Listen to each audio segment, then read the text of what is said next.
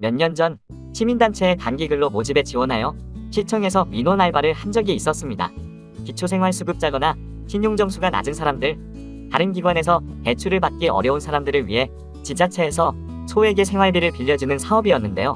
경제적인 상황이 좋지 않은 분들을 대상으로 하는 대민 업무였기 때문에 안타까운 일이 있을 때가 많았습니다. 제가 느꼈던 점은 크게 4가지입니다. 첫째, 빚을 부르는 사회구조. 둘째, 복지 대상을 선별하는 기준 수립의 어려움. 셋째, 절대 빈곤의 문제. 넷째, 마음의 여유가 없는 사람들. 우선 첫 번째는 빚을 부르는 사회구조입니다. 접수 과정에서 민원인 분들의 이력을 접하다 보면 한국 사회의 문제점과 자본주의의 현실이 와닿게 되더군요. 살다 보니 각종 대출로 빚을 질 수밖에 없고, 돈을 버는 것보다 잃는 것이 더 쉽고, 개인의 잘못된 선택이나 실패, 불운의 대가가 크고, 한번 수렁에 빠지면 헤어나올 수 없는, 그야말로 빚을 부르는 사회구조라는 것을 말이죠. 사회가 달라지지 않는 한 개개인이 마지막 생존권을 고금리 대고 업체에 맡기는 악순환은 반복될 것입니다. 이미 가게가 망가진 사람들의 생활비를 지원할 것이 아니라 처음부터 제대로 된 사회적 안전망을 갖추면 좋을 텐데요. 두 번째는 복지 대상을 선별하는 기준 수립의 어려움입니다. 저는 알바일 뿐 정책의 책임자나 결정권자가 아니었지만 매일 할당된 금액과 인원이 얼마나 남았는지 체크하다 보니 수억의 예산이 순식간에 소진되는 것을 보며 내 일처럼 걱정되더라고요. 어떤 증빙 자료를 내야 심사에 유리해지는지 예상되기도 했고요. 도움이 필요한 사람은 많은 데 비해 복지 예산은 한정적입니다. 그러니 확실한 기준과 목표를 가지고 지급되어야 하죠. 하지만 과연 무엇이 기준이어야 공정한 것일까요? 연령, 성별, 직업, 소득과 지출, 가족 구성원, 재산과 부채 규모, 개개인이 처한 상황은 다르고 누가 더 힘들다 말할 수 없습니다. 선택과 집중을 하게 되면 누군가는 차별이라 느끼고, 무분별하게 분배되면 개인의 파이가 줄어들게 됩니다. 사실 이론적으로는 상환 가능성이 높은 사람을 선별하여 돈을 회수하고 다시 재분배할 수 있으면 좋겠지만, 상환 가능성이 낮다는 이유로 당장 실질적인 어려움에 처한 사람들을 외면할 수도 없는 일이지요. 복지 사업이 밑빠진 독이 되지 않기 위해서는 많은 연구와 시행착오가 필요하다는 생각이 들었습니다. 세 번째는 절대 빈곤의 문제입니다. 상대적인 가난이라는 말이 배부르게 느껴질 정도로 절대 빈곤을 겪는 분들이 많다는 사실에 놀랐습니다. 의무 교육을 이수하지 못해 그를 이해하기 힘든 분들, 허름하거나 계절에 안 맞는 옷차림으로 들어오는 분들, 등본의 내용과 달리 실제로 거주하는 집이 없어서 한자촌이나 임시 가설 공간에서 지내는 분들도 있었고요. 몸이 아프고 불편하거나 가족을 간병하느라 일을 나갈 수 없는 분들도 많았습니다.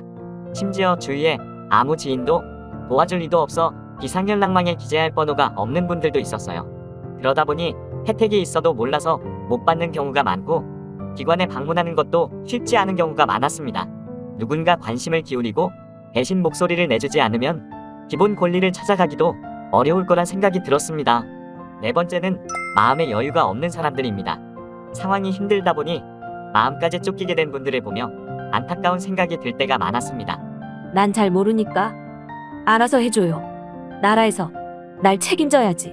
모든 걸 해달라며 혼자서는 아무것도 하지 않으려는 분들, 나처럼 불행한 사람은 없어. 몸도 아프고 힘들어 죽겠다고. 인생사를 늘어놓으며 어두운 감정을 타인에게 전가하는 분들, 이러다 말고 어떤 말이야. 급하니까 나부터 빨리 좀 해줘. 뭔가에 쫓기는 것처럼 계속 안절부절 재촉하는 분들, 그냥 해줘. 몰래 해주면 되잖아. 안 해주면 나 진짜 큰일 나. 신청 조건이 안 맞는데 그냥 해달라고 우기는 분들, 고작 이 돈밖에 안 해줘? 이거를 어떻게 살라고? 고마운 마음보단 부정적이고 불평스러운 마음이 앞서는 분들, 대답이 짧네. 너 잘 걸렸다. 어디 소속이야? 윗사람 누구야? 이딴 식으로 하면 민원 넣을 거야. 너희들 내 세금으로 먹고 살잖아.